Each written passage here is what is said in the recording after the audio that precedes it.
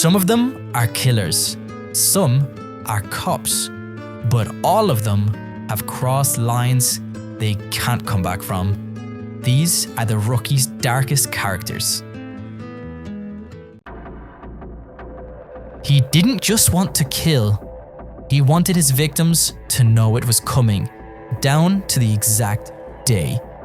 Caleb Wright was clean-cut, confident, and completely unassuming, which made what he did all the more terrifying.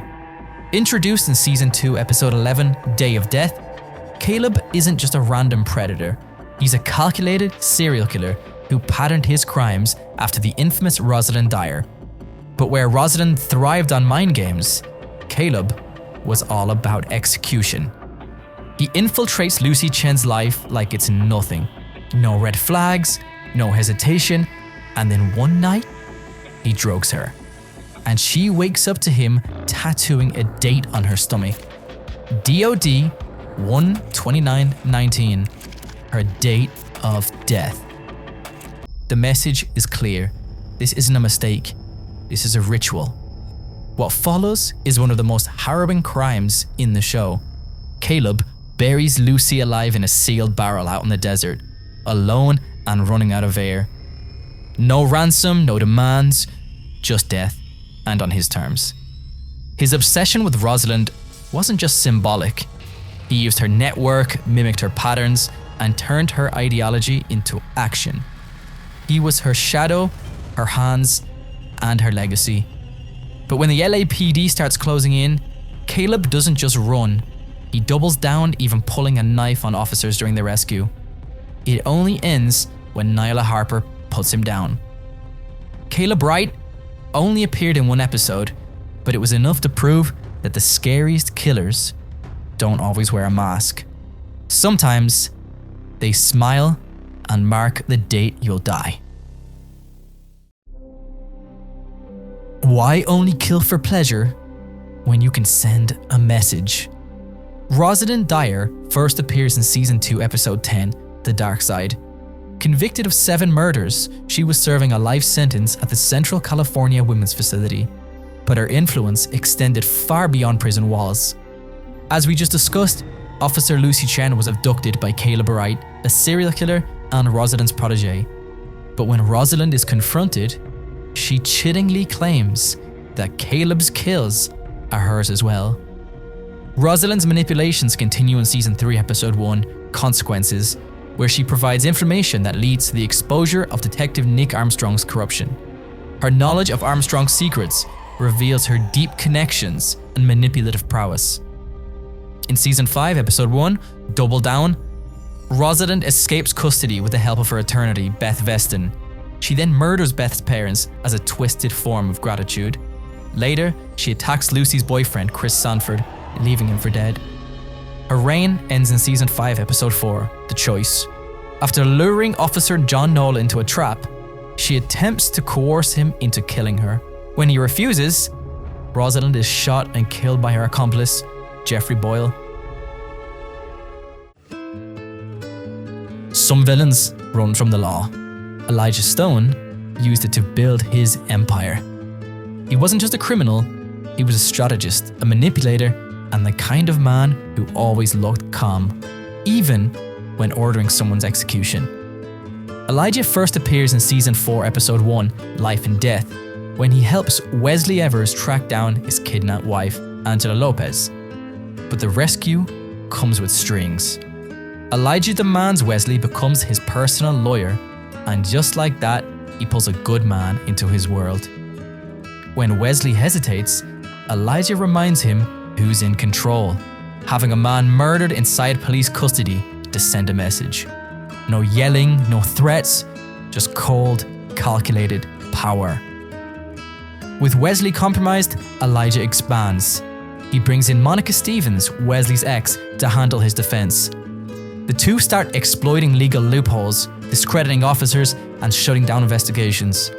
Elijah doesn't just stay ahead of the law, he bends it to break everyone else. By Season 5, Episode 17, The Enemy Within, it all starts to crack. His deal with rival Abril Rodas falls apart. The LAPD closes in, and when he's finally caught, Elijah doesn't panic. He smiles. Because the truth is, Elijah never thought he'd lose, and even when he did, he never let them see it. Angela Lopez always did things by the book, until the cartel rewrote the rules. What started as a promising wedding day turned into a nightmare. Angela was abducted just hours before the ceremony. Her partner, Jackson West, was killed trying to protect her, and she was taken across the border, pregnant, disoriented, and surrounded by enemies. The one calling the shots? Sandra de la Cruz, known as La Fiera, a cartel queenpin who planned to raise Angela's unborn child as her own. Angela's life would end the minute the baby was born. But Lopez wasn't the kind of person you keep in a cage. She stalled, strategized, and when the LAPD stormed the compound, she ended La Fiera herself. Shot point blank. Back in LA, she named her son Jackson, but peace didn't last very long. Wesley, her husband, had made a deal with criminal Elijah Stone to track her down. Now, Elijah owned him. He forced Wesley into laundering money and defending killers, all to keep their family safe. But Angela didn't just stand by. She built a case, gathered evidence, and set a trap. When it was time, she was the one who brought down Elijah. Angela Lopez might have started as the department's moral compass, but what happened in Guatemala changed her. She's still a cop, still a mother, but now she knows exactly what she's willing to do to protect the people she loves. Doug Stanton wasn't just a bad cop. He was a threat hiding in plain sight. Assigned as Jackson West's new training officer, Stanton quickly revealed his true colors. He routinely profiled black and brown civilians, making unjustified stops and arrests. His biases weren't just subtle, they were systemic. Jackson tried to address the issue internally, but Stanton retaliated, threatening his career and undermining his every move. The situation escalated during a call in a high-crime area. Jackson was ambushed and severely beaten, but when Stanton arrived on the scene, he walked away. He left his rookie to fend completely for himself. But Jackson had a plan. He activated Stanton's body cam, capturing the damning evidence. The footage exposed Stanton's negligence and racism. Stanton was then placed on administrative leave, but he appealed and was reinstated. Demoted and reassigned, but still wearing the badge. His new colleagues were shown the body cam footage. The message was clear. Stanton could not be trusted. Doug Stanton's story is a stark reminder that the most dangerous officers aren't always the ones who break the rules. Sometimes, they're the ones who manipulate them. Nyla Harper spent 4 years undercover, living a life where trust was a liability and survival depended on deception. When she resurfaced, she wasn't just returning to the LAPD, she was re-entering a world that had moved on without her. Assigned as John Nolan's training officer, Nyla was a fortress, guarded, intense, and unyielding.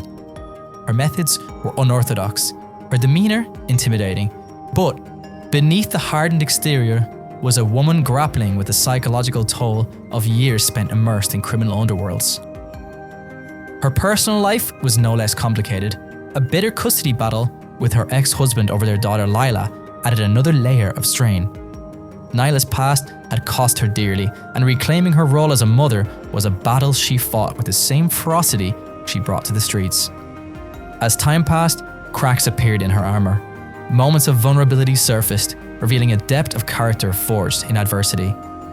Her relationship with Community Center Director James Murray offered a glimpse of hope and stability. Their bond deepened, leading to marriage and the birth of their daughter Leah. Yet Nyla's journey was far from linear. She faced physical and emotional challenges. She was trapped during a prison riot, she was injured in a burning building, attacked and left unconscious by criminal Elijah Stone. Each incident tested her resilience, but none broke her spirit. Nyla Harper embodies the complexities of justice and redemption, a detective shaped by darkness, striving to be a beacon of light. Nick Armstrong was the kind of cop rookies looked up to. Experienced, approachable, and always ready with advice. To John Nolan, he was more than just a mentor. He was a friend. But Armstrong had a secret. He was a mole for the Darien crime family all along, feeding them LAPD intel. When rookie Erin Cole discovered his betrayal, he silenced her. Permanently. To protect himself, Armstrong framed Nolan, planting evidence to make him look like the dirty cop. He even accused Nyla Harper of being an accomplice. But the truth has a way of surfacing. Rosalind Dyer, this serial killer Armstrong once captured, tipped off the LAPD about his hidden stash of cash. Angela Lopez then found it, buried, on his wife's grave. Cornered, Armstrong fled the hospital and sought refuge with the Darians. In a final confrontation at a junkyard, he aimed a gun at Nolan. But the Darians had turned on him, and the gun was completely empty. They then opened fire, killing Armstrong in the crossfire. Armstrong's downfall was a shock to the entire department. A respected detective revealed as a traitor. Sadly, his actions left a stain on the badge he once wore with pride. Thanks so much for watching. If you liked that, you might like my rookie video on the characters who came very, very close to dying.